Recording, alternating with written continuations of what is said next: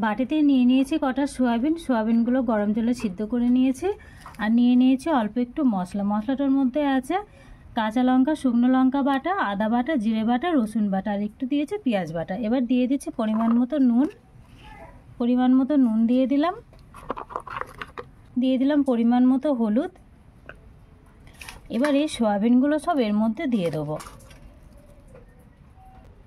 এবার আমি সোয়াবিনগুলো মশলা দিয়ে ভালো করে মেখে নেব। তো মেখে নেওয়া হয়ে গেল। এবার আমি সোয়াবিনগুলো একটা একটা করে দিয়ে দেব।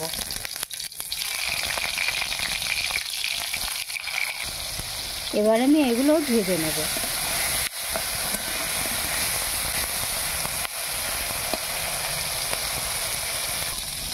তো বন্ধুরা, মশলা মাখিয়ে সোয়াবিন ভাজা কিন্তু দারুণ লাগে খেতে।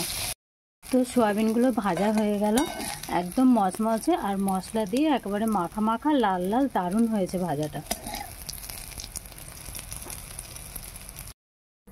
তো মশলা দিয়ে সোয়াবিন ভাজা হয়ে গেল, আর ভাজাগুলো দেখো কত সুন্দর হয়েছে। এইভাবে ভাজলে পারে কিন্তু দারুণ টেস্ট হয় খেতে।